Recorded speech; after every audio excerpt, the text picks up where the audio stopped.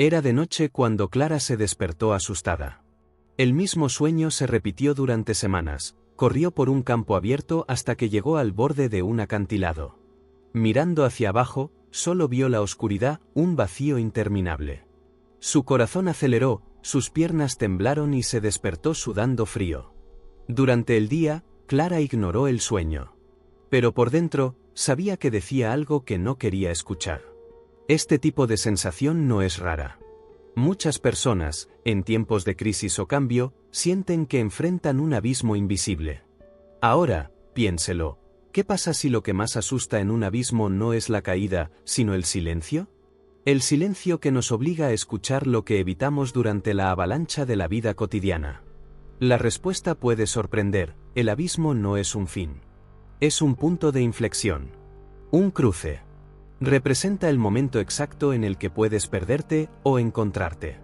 En este vídeo, exploraremos cuál es el abismo desde la perspectiva de la psicología y la filosofía. Entendamos por qué aparece en nuestras vidas, lo que revela sobre nosotros y cómo enfrentarlo puede ser la clave para una transformación profunda. Descubrirá por qué figuras como Jung, Kierkegaard y Viktor Frankl han dedicado parte de sus estudios a este concepto, y por qué tantas personas cambian sus vidas después de enfrentar lo que más temen. Quédese hasta el final, porque este viaje no se trata solo de comprender el abismo. Se trata de usarlo como un espejo. Y tal vez, como Clara, te das cuenta de que el miedo no está en el vacío, sino en lo que se niega a mirar.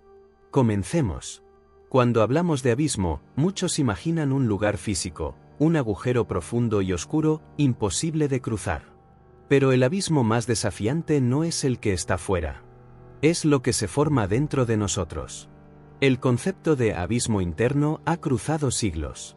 El filósofo danés Søren Kierkegaard, por ejemplo, escribió en 1844 sobre el vértigo de la libertad.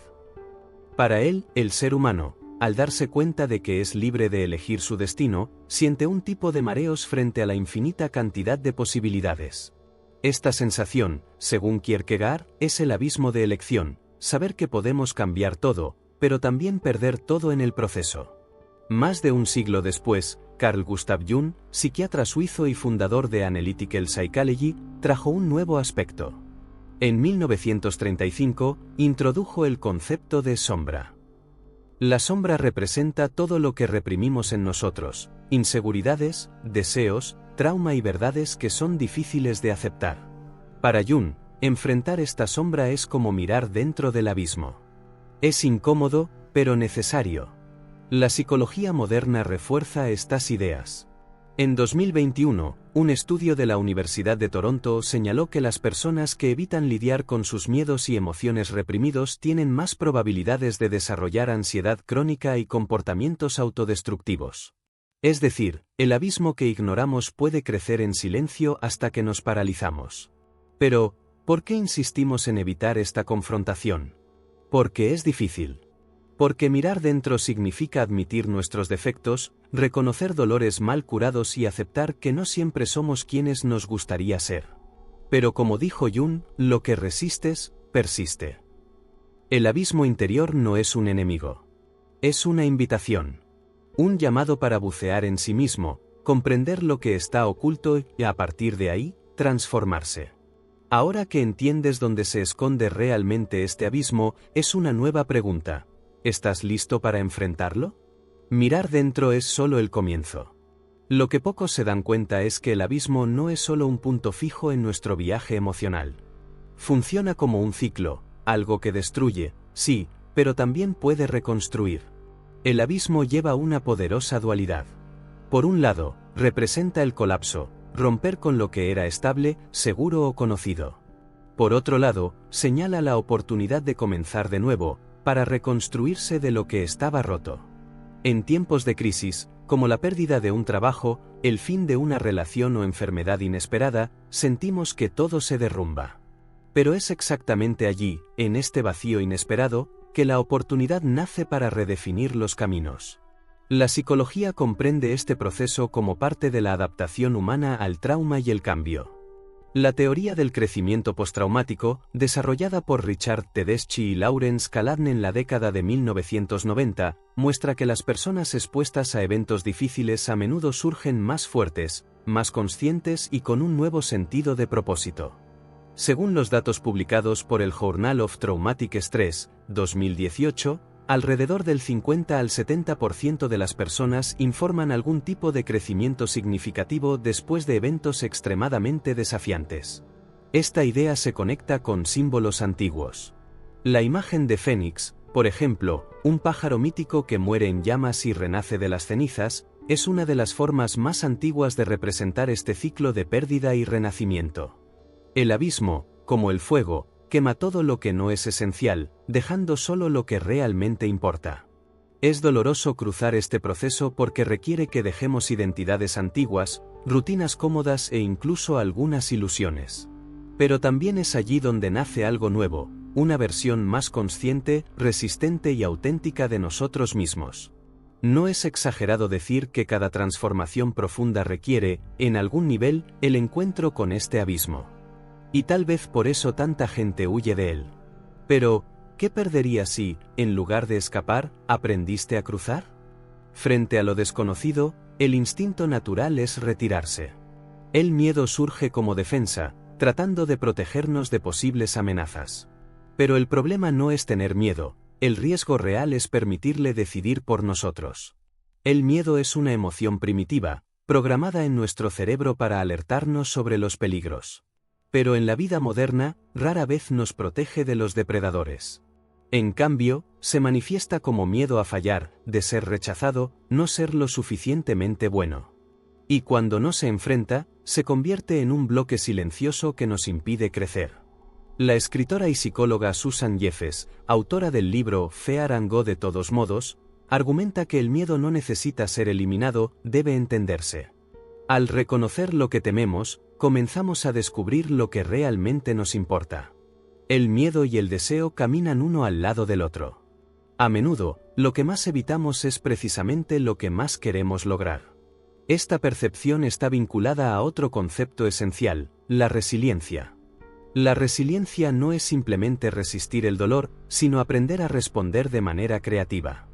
Es la capacidad de reorganizarse internamente frente a las adversidades. Los estudios de la Asociación Americana de Psicología, APA, indican que las personas resilientes desarrollan un mayor equilibrio emocional, toman decisiones más conscientes en tiempos de crisis y con el tiempo se vuelven más adaptables al cambio. Para construir esta fuerza interna, se necesita exposición gradual a la incomodidad. No se trata de lanzar en el caos a la vez, sino de dar pequeños pasos hacia lo que nos asusta. Con cada paso, ampliamos nuestra capacidad de lidiar con lo impredecible. El miedo es real, pero no es soberano. Cuando aceptamos sentirlo sin paralizarnos, comenzamos a ver el abismo no como una amenaza, sino como un escenario de posibilidades. Y luego, si el miedo no es el enemigo, ¿a quién puedes convertirte en cruzarlo? Llegamos al punto en que ya no es posible ignorar, el abismo, visto anteriormente como una amenaza, se revela como una parte indispensable del viaje de aquellos que desean vivir en profundidad. Aquí es donde caen las máscaras, las certezas se desmoronan y surgen verdades olvidadas. No hay forma de cruzar esta experiencia sin dejar algo atrás. Y tal vez eso es precisamente lo que hace que este proceso sea tan necesario.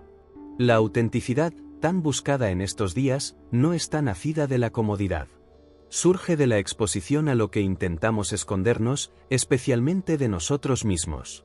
Cuando nos vemos obligados a enfrentar lo que no controlamos, lo que no entendemos, lo que no se ajusta a las expectativas que creamos, comenzamos a liberarnos de las versiones distorsionadas que sostenemos por temor a ser rechazadas o juzgadas. En este punto, vivir ya no es un esfuerzo para complacer y convertirse en un compromiso con la verdad. Pero el EBIS no es una experiencia única y definitiva. Regresa en diferentes etapas de la vida, enfrentando una pérdida, un gran cambio, una opción difícil. Cada reunión nos desafía de una manera nueva. Por lo tanto, no está a punto de vencerlo, sino aprender a vivir con él con coraje, conciencia y un sentido de dirección más profundo. El escritor Joseph Campbell dijo que la cueva que temes para mantener el tesoro que estás buscando. Quizás el abismo es esta cueva. Un lugar oscuro, incómodo, pero lleno de revelaciones. Ahora que conoces este territorio, la elección es tuya, volver a la superficie o seguir adelante. Pero sepa que, cuanto más profundo vaya, mayores son la oportunidad de encontrar algo verdadero. Y antes de ir, tome esta pregunta: ¿qué dentro está listo para dejarlo en el abismo y que finalmente está listo para nacer? Frente a lo desconocido, el instinto natural es retirarse. El miedo surge como defensa, tratando de protegernos de posibles amenazas. Pero el problema no es tener miedo, el riesgo real es permitirle decidir por nosotros. El miedo es una emoción primitiva, programada en nuestro cerebro para alertarnos sobre los peligros. Pero en la vida moderna, rara vez nos protege de los depredadores.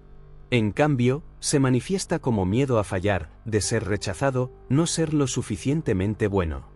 Y cuando no se enfrenta, se convierte en un bloque silencioso que nos impide crecer.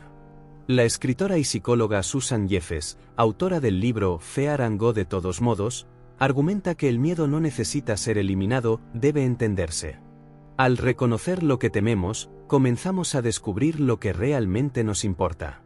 El miedo y el deseo caminan uno al lado del otro. A menudo, lo que más evitamos es precisamente lo que más queremos lograr. Esta percepción está vinculada a otro concepto esencial, la resiliencia. La resiliencia no es simplemente resistir el dolor, sino aprender a responder de manera creativa. Es la capacidad de reorganizarse internamente frente a las adversidades. Los estudios de la Asociación Americana de Psicología, APA, indican que las personas resilientes desarrollan un mayor equilibrio emocional, toman decisiones más conscientes en tiempos de crisis y con el tiempo se vuelven más adaptables al cambio.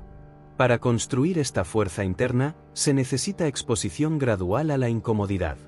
No se trata de lanzar en el caos a la vez, sino de dar pequeños pasos hacia lo que nos asusta. Con cada paso, ampliamos nuestra capacidad de lidiar con lo impredecible. El miedo es real, pero no es soberano. Cuando aceptamos sentirlo sin paralizarnos, comenzamos a ver el abismo no como una amenaza, sino como un escenario de posibilidades. Y luego, si el miedo no es el enemigo, ¿a quién puedes convertirte en cruzarlo?